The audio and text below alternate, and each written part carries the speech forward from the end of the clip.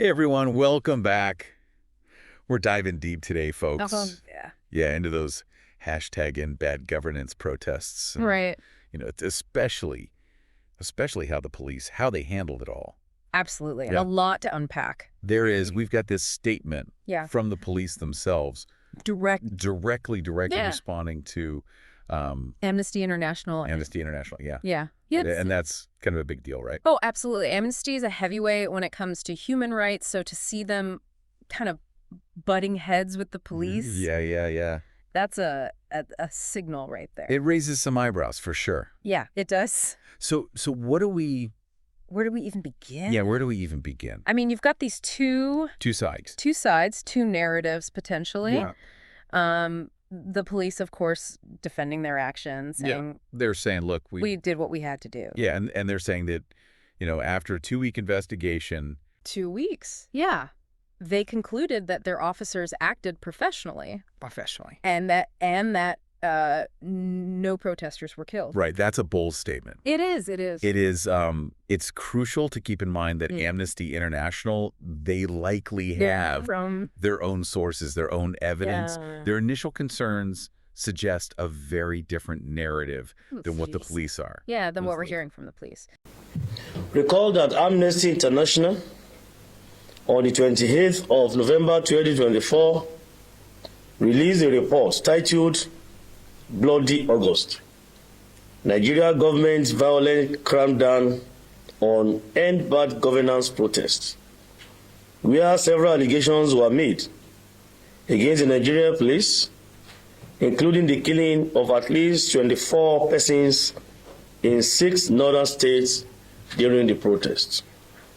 The claims made by Amnesty International in this report were at variance with the records available to the Nigeria police. All recorded incidents of violence during the protests were documented by the police in all 36 states of the Federation and the Federal Capital Territory. These records are available at both the Department of Operations and Department of Research and Planning of the Nigeria Police Force. It is therefore surprising to see in Amnesty International's reports such unfounded claims that contradicted what was actually recorded during the protests. Notwithstanding, the Inspector General of Police, in response to the allegations contained in the report, directed a comprehensive and independent investigation into these claims. To this end, a special investigation panel was immediately constituted and given a deadline to submit its findings. The IGP also mandated commissioners of police in the states mentioned in the report to verify the allegations as they pertain to their states and to submit additional reports of the incident.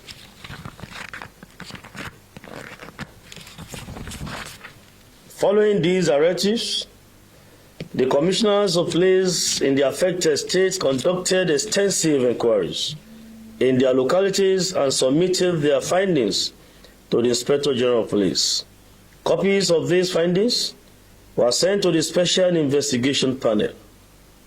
Furthermore, members of the panel visited the affected states and areas mentioned in the report, compiling their findings in a comprehensive document submitted to the Inspector General of Police, IGP Kayode Adeoluegbetokun, PhD, NPM.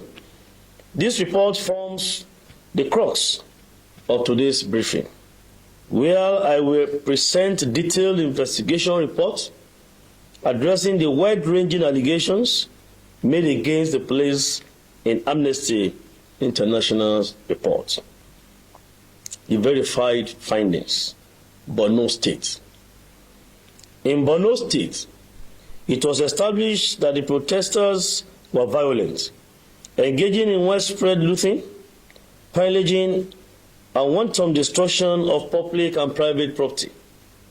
For example, the Skill Acquisition Center of the United Nations High Commission for Refugees was looted and vandalized. The warehouse of the World Food Programme, located on Baga Maimalari Barracks Road, Maiduguri, was also looted, with several items belonging to the international organization destroyed and stolen by some of the protesters. Of particular interest is the reported death of 3 fuel attendants at AA Kime filling station, that is Nasiru Mustafa, 26 years, Amadou Garba Mayena, 24 years, and Momodi Hassan. Amnesty International claimed on pages 22 and 25 of its report that these 3 individuals died when a hand grenade was thrown into the filling station by a convoy of police vehicles. These allegations are not only false and misleading, but are also a clear attempt to incite the general public against the police and tarnish the image of the Nigeria police force in the eyes of the international community. For the record, the Nigeria police does not possess or utilize explosive hand grenades in its operations. Explosive hand grenades have never been purchased, issued, or utilized by the Nigeria police force since its establishment as a law enforcement agency. How and where Amnesty International obtained such information can only be speculated upon by mischievous minds. To set the record straight, the trial of Nasiru Mustafa, Amadou Garba Maina, and Momodou Hassan, all staff of Kimes and Sons filling station, were killed by an improvised explosive device, IED, fabricated with a safety-free mechanism and planted at the filling station on Baga Road, Maiduguri, not at Bolori Junction, as Amnesty International claimed. Furthermore, these 3 young men were not protesting when they met their untimely deaths. In fact, they did not participate in the protests and were believed to have been killed for choosing to ignore the protests and continue with their lawful business. It should also be noted that the police, Nigeria police, based on credible intelligence, had warned ahead of the protests of terror elements planning to infiltrate the demonstrations. The protests in Borno on 1st of August 2024 witnessed 3 IED explosions planted by unknown persons at the following locations: Deribe Junction along Bulunkutu Abuja Road in Maiduguri, Kimel and Sons filling station along Baga Road, Maiduguri, and a residential area within Maiduguri metropolis. The police bomb disposal unit responded to these explosions, recovered evidence of the improvised explosive devices, and facilitated the evacuation of casualties to the hospital. For example, at Deribe Junction, the explosion left 3 adult males severely injured. That is, Guri Mohammed, 24 years, Isa Husseini, 20, and Ahmed Abdullah Yusuf, 24 years. At the 3rd location, one Modu Jallo, 35 years, was injured in a residential house in the Maduganari area. Therefore, the claims by Amnesty International that the police threw hand grenade from a convoy of vehicles into a filling station, killing 3 persons, is a blatant falsehood and leaves right-thinking members of the society dismayed at this reported falsehood by an international agency which ought to act in accordance with international norms and standards of fair and honest reporting of human rights violations in the country. Niger State. Amnesty International alleged that 3 persons, Yahaya Isa, 32 years, Mohammed Bukau, 38, and Musa Muhammadu, was shot and killed in Suleja, Niger State. This claim has been found to be false. Reputable sources in Suleja and Tafa areas confirmed that nobody was killed by the police in Niger State on 1st August 2024. It is instructive to note that Amnesty International's claim was based solely on an unverified and disputed report published in Premium Times on 18th August 2024, titled "How Police Killed Injured Protesters During EDBAD Governance Protests in Niger State."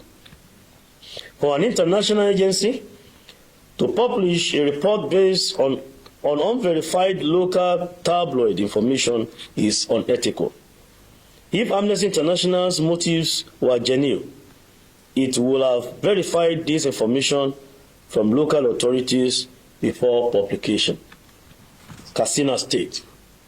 In Katsina State, Amnesty International alleged that one Shafiu Mukhtar or Filin Sanyi Kofa, Sauri Katsina, age 21, was shot dead by the police on 5th August 2024. This report has been fact-checked and found to be false. Reliable sources confirmed to the verification team that there was no report of any killing in the community on that day. There are also no records in police stations or hospitals of such an incident. Kaduna State. Amnesty International's report claims that on 1st October 2024, the police in Kaduna State killed one Abubakar Adamu Abdullahi, a 24-year-old tailor, by shooting him in the chest. However, from verified records, there was no protest in Kaduna on that date, nor was there any killing recorded. Instead, on 6th August 2024, during the protests, a military patrol at Samaru, Zaria, accosted some youths vandalizing public property. In the process of firing a warning shot, one Ismail Muhammad was accidentally hit by a bullet and died on the way to the hospital. The Nigerian Army immediately took responsibility for this incident, conducting an open investigation, arresting the soldier responsible, and visiting the family of the deceased. International's report on this incident is a misrepresentation. In Jigawa State. In Jigawa State, Amnesty International stated in its report that 2 female citizens were shot and killed by the police at Adeja and Duse. The report on pages 20 and 21 identifying those killed as Alima Abdullahi, female, age 28 years, allegedly killed at Adeja; Sadia Sabiu, female, age 20 years, allegedly killed at Adeja, while Rabiu Saliu, male, aged or stated, was said to have been killed in Duse. This report has also been found to be inaccurate and totally misleading. There is no evidence of killing at Adeja as confirmed by relevant authorities of the Adeja Emirate Council, especially as the report stated that he died the next day. One wonders how a victim of gunshot to the head would manage to survive for that long. It must be noted that even when the protesters in Jigawa became violent and riotous, the police restrained itself and avoided the use of firearms against the protesters. Kano State.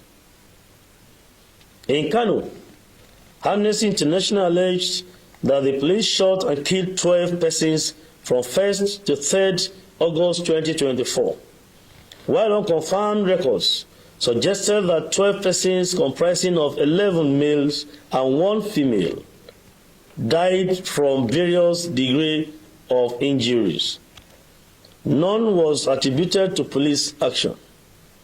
The unverified report suggested that some of the protesters who died were killed by the owners of the property they were looting and pillaging, and others were killed by assailants who took undue advantage of the crisis and riot across the city to perpetrate heinous crimes. However, from verified records in Kano State Police Command, there were no documented evidence or records of loss of lives reported to the police by relatives of these deceased. It is important to note that some of the protesters arrested in Kano had in their possession AK-47 rifles, which were recovered and properly documented by the police in Kano. A protester found in possession of firearms was identified as Mahe Ahmed Muhammad. He was arrested with rifle number 9130 and 1494, along with 59 other suspects who had invaded the premises of Kano State High Court at the Audu Bako Secretariat and stolen several government property. Other allegations. The Nigerian Police Force categorically denies the allegations of excessive use of force as claimed by Amnesty International, as these claims are false, misleading, and an unfair misrepresentation of the actions and conduct of our officers. The Nigerian Police Force operates under the highest professional standards and remains fully committed to upholding human rights and the rule of law. The constitutional right of citizens to peaceful assembly and freedom of expression, it is equally charged with the responsibility of maintaining law and order. During the End Bad Governance protests, police officers were deployed to safeguard protesters, protect lives and property, and prevent disruptions caused by infiltrators seeking to hijack the demonstrations. Contrary to Amnesty International's claims, there is no credible evidence to support allegations of killings or excessive use of force by the police. Reports of officers firing live rounds at protesters or targeting unarmed civilians are baseless and were not corroborated by independent investigations. Evidence available to the Nigerian Police Force indicates that certain elements infiltrated the protests with the intention of inciting violence, destroying public property, and endangering public safety. The police responded with minimum force without the use of firearms to disperse such disruptive elements in accordance with legal guidelines. Detentions and prosecutions were conducted with legal frameworks, and allegations of arbitrary arrests, maltreatment, or denial of legal access are unsubstantiated. The report released by Amnesty International on the End Bad Governance protests in Nigeria is inaccurate and misleading. All international organizations that are independent of political and economic interests are required by ethical and international best practices to demonstrate objectivity, fairness, and balance in their reportage. Unfortunately, these qualities were missing in the Amnesty International's report. The Nigerian Police Force in this present dispensation, under the amiable leadership of IGP Kayode Adeolu, has demonstrated high level of professionalism in public order management across the country. Our standard operating procedure with respect to peaceful public protests is to provide security for peaceful protesters to conduct their protests unmolested by opposing groups, miscreants, and criminal elements. Most importantly, our commitment is to ensure that peaceful protests do not turn violent or endanger the lives and property of other law-abiding citizens. Where protesters begin to loot, burn, pillage property, and kill innocent citizens, including law enforcement agents, the police are duty-bound to halt the drift into anarchy using minimum force. Finally, the police will wish to draw the attention of Amnesty International to the recent decision of the United Nations General Assembly at the 5th session of the Human Rights Council held between 13th June and 8th July 2022, published in its report reference A/HRC/50/42, page 18, paragraph 81b.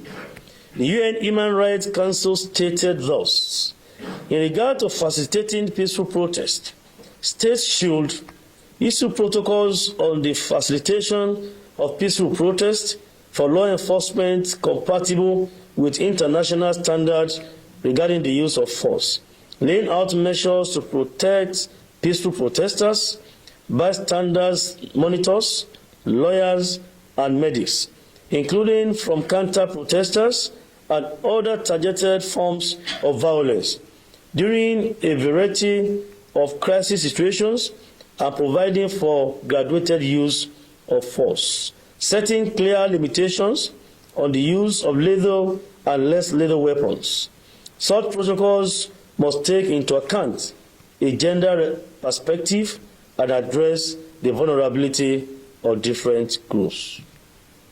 This decision by the United Nations Human Rights Council has been the gold standard for the Nigerian police force, and our established protocols, which we have followed diligently, is to provide adequately for the security and safety of protesters by ensuring that criminal elements and hoodlums do not take undue advantage to cause total breakdown of law and order.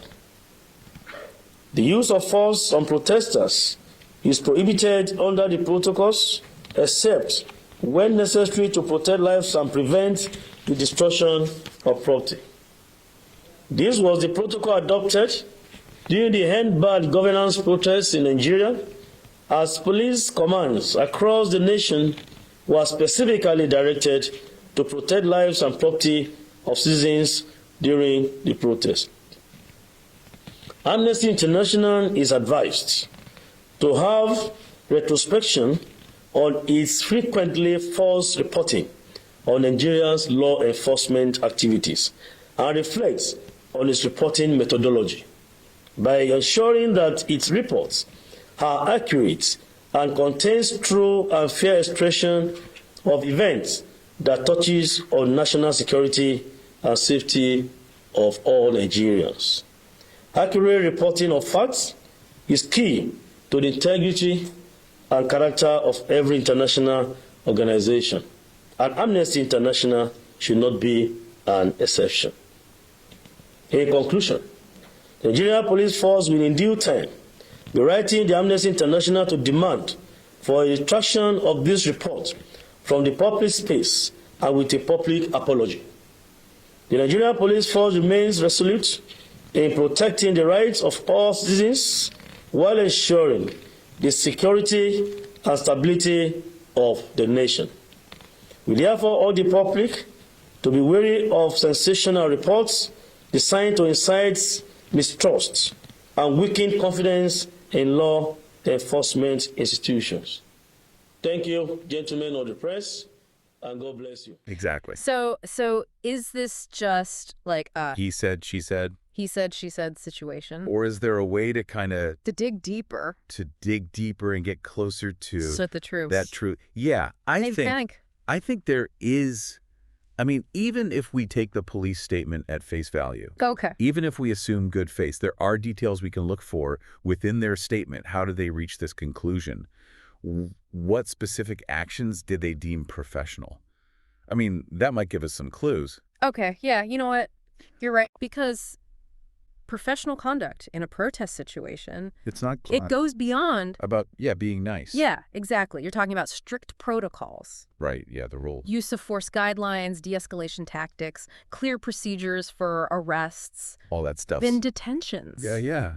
So did the police statement give us any specific examples of what they considered professional? Yeah. Yeah, specific acts. I don't recall seeing anything like that. They were very general. Okay, interesting. Yeah, description of what the officers did. So what kind of evidence were they even looking at? Right. Yeah. I mean, what did they base this on? Body camera footage, Witness testimonies, medical records. Right. I mean, these are crucial pieces. Yeah. Without that level of transparency, it's really hard to assess the validity of their claims. Yeah, it is. Especially when you compare that to how Amnesty International typically operates. I mean, they are known for they're thorough. Gathering evidence. Very thorough. From so many different sources, eyewitness accounts, independent observers, medical professionals who treated injured protesters. They're building a case on concrete, not just details, not just general statements. Oh, right. Okay, so we've got the police statement. We do. But to really understand what's going on here, I think we need to back up a bit. Okay. And look at the timeline. The timeline, yeah. So first we had the protests themselves. Right. Which, just to remind everyone, they were aimed at government addressing government corruption, lack of accountability. Exactly. All those big issues. Systemic issues. Yeah. And then we started hearing these reports of potential police brutality. Right. Allegations of excessive force. Unlawful arrests, yeah. And then Amnesty International, they see these red flags. They step in. And they voice their concerns. And, they're probably basing that on some preliminary findings. Absolutely. They likely have sources. Right. And then we get the police response. 2 weeks later. 2 weeks later. 2 weeks. That's a gap. Yeah. What were they doing during those 2 weeks? It raises so many questions. It does. Who did they talk to during their investigation? Did they reach out to the protest organizers? Did they interview any independent observer? Did they even talk to Amnesty International? Right. To get their side. To get a more well-rounded perspective. And again, transparency is key. Transparency. Without it, that statement feels incomplete. It does. And it puts us as people trying to figure this out. The listener. Yeah. It puts us in a tough spot. Absolutely. Trying to piece together the truth. Right. And we're not saying the police are lying. No, not at all. But we need to be aware of the limitations. Yeah, of what we're getting. Of the information that we have, exactly. So what questions should we be asking? I think some key questions are, what specifically is Amnesty International alleging? Are they focused on a few isolated incidents, or is there a pattern of misconduct? What evidence are they using to back up their concerns? And if they release a full report, what were their methods for gathering information? So it all comes back to thinking critically. Absolutely. About all this information that every piece they were seeing of information. Yeah, and as we, continue to learn about this, I think it's really important to think about the bigger picture. Absolutely. Consider the context. Yeah, the context. What's the history of police and protester relations in this region? Yeah, have there been similar situations? Similar incidents in the past. Where allegations of excessive force were made? Right. That kind of background knowledge can really help weigh the information that we have, even with the gaps. Yeah, even with the gaps, because there are gaps. There are. It feels like a puzzle. It is a puzzle where we're trying to find the missing pieces. Absolutely. And even seemingly small details, they can be crucial. Right. Pay attention to independent reports, eyewitness accounts, anything that might challenge or support the current narratives. Yeah. Because every piece of the puzzle helps us understand the bigger picture. That's what this deep dive is all about. That's it. It's about giving you, the listener, the tools, the knowledge, to form your own informed opinion. Exactly.